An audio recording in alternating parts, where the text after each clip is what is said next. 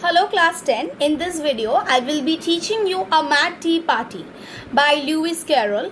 And as you know, this we had already done when we were having our classes in a normal way. This was in your first unit test, but here again I am going to have a revisional class for this. So I am going to re-explain again the chapter to you. First in this video I will be teaching you the first two pages, followed by the other videos which will be consisting of the other pages of the same text, A Mad Tea Party. Now, A Mad Tea Party is a chapter taken from Alice in Wonderland, this story, and this is a book, Alice in Wonderland. It's about a little girl, Alice, okay, and finally we also know that she falls asleep and everything is a dream. But what happens is that in her dream, and the beautiful imagination of the writer, that is Lewis Carroll, attracts our attention. So here I will start I'll start with the first page of A Mad Tea Party, and we'll understand what kind of a queer world this is. Queer, it means strange. This we have already done while we were doing It's a Queer World about Abraham Lincoln. So you know that queer means strange. So what a strange and this world is. So this is how we are going to start up with our first page. Please take out your books to page number 106. There was a table set out under a tree in front of the house. So there was a table that was set out under the tree. And the March hare, you know what a March hare is, so another kind of animal. And the hatter were having tea. So both of these creatures, they were having their tea. A dormouse was sitting between them. So between them, a dormouse was sitting between them, fast asleep. So that this creature, the dormouse, was sleeping. And the other two were using it as cushion, resting their elbows in it. So from both the sides, they were putting their elbows like this. Here is the dormouse. So they were putting their elbows like this. Another one from this side. So if I am in the left hand side, so this person over here and this creature over here, they were using it as a pillow because it was much softer. So see how it is a little creature and how it is dominated by the other, bigger creature. And bigger in the sense of shape, okay, in the shape of size I'm talking about. Very comfortable for the dormouse, thought Alice. Only as it's asleep, I suppose it doesn't mind. Only as it is sleeping, I suppose it doesn't mind. Otherwise it would have a problem. The table was a large one, but the three were all crowded together and at one corner. So it was a large table, but all of them, it was just at one corner of the table, and the rest of the parts of the table were not occupied properly. No room, they cried out when they saw Alice coming. So they said that no place for you here.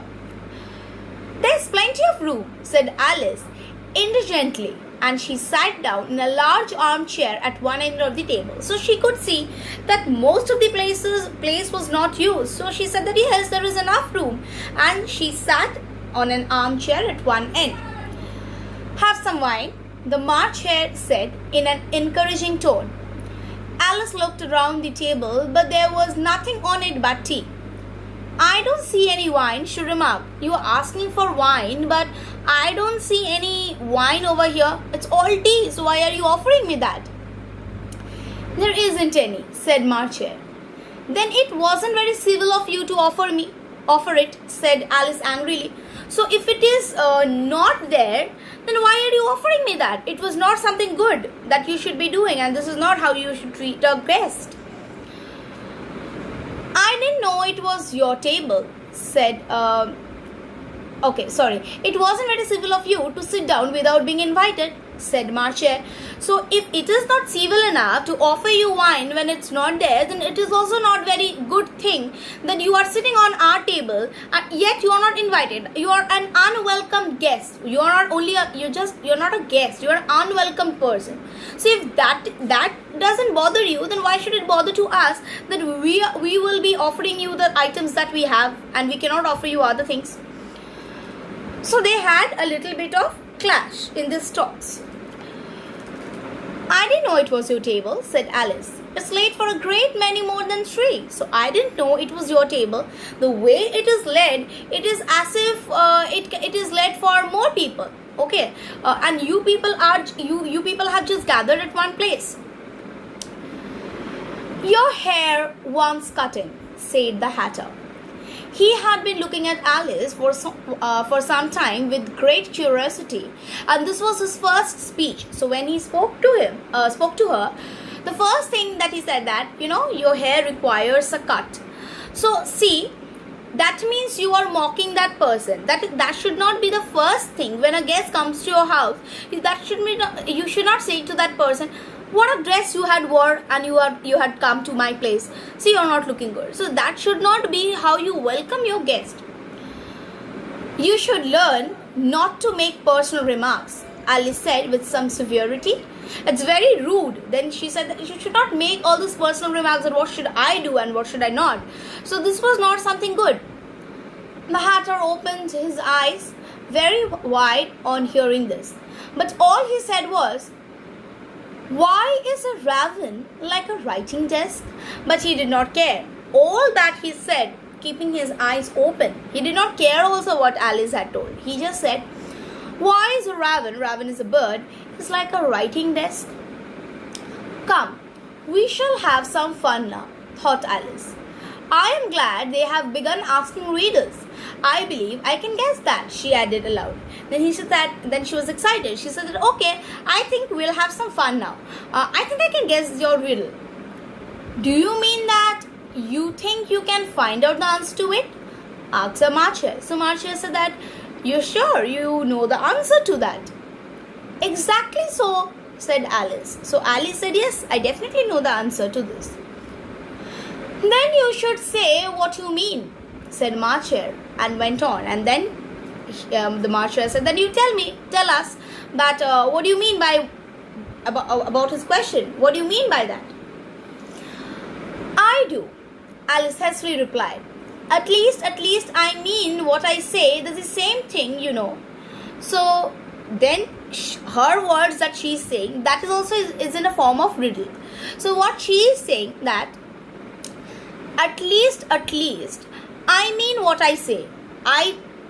What I'm saying, I know that. That's the same thing, What you know, I also know the same thing. And that only I want to say. Not the same thing a bit, said the Hatter. No, what I know is not equal to what you know.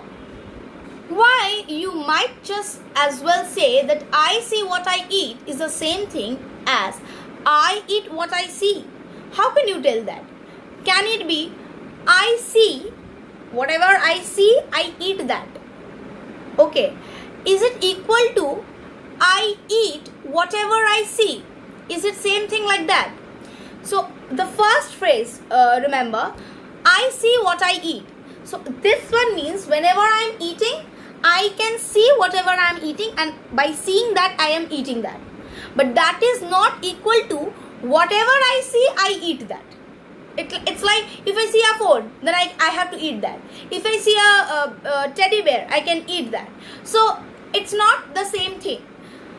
So I see what I eat means whenever I eat, I see my food and then I eat, which is not equal to I see what I eat. Whatever I see, I eat. It's not the same thing. You might just as well say, added the Marcher, that I like what I get. And it is not the same thing as I get what I like. So the first one, I like what I get. Whoever gives me anything, I like that. I just don't complain. It is not the same thing as whatever I get what I like. Whatever I want, I like. It is not the same thing. First one says that whatever I get, I like that. I don't do any complaints. I don't complain about anything. I just take it. Second thing means whatever I want, I get that. So both doesn't mean the same thing. You might just so first the Hatter said, then the Marcher said. Now the Dormouse speaks up. You might just as well say, added Dormouse, who seemed to be talking in his sleep. That I breathe when I sleep is the same thing I sleep when I breathe. Now each and everyone is pointing out one phrase and is mocking her. So Dormouse said that first phrase, that I breathe when I sleep. When I sleep, I am breathing. But whenever I am breathing, I am sleeping, then I will be sleeping throughout, because obviously I have to breathe every time. So both are not the same thing. It is the same thing with you, said the hatter. And here the conversation dropped. The party sat silent for a minute. Nobody said anything. While Alice thought over all she could remember about ravens and writing desks, which wasn't much. And Alice kept on thinking about ravens and writing desks. So these are the 2 pages from a Matty Party. I hope you remember a little bit whatever I had taught you in the class. This will be a brief recapitulation. I'll just revise the chapter once again with you to make it more clear. Thank you.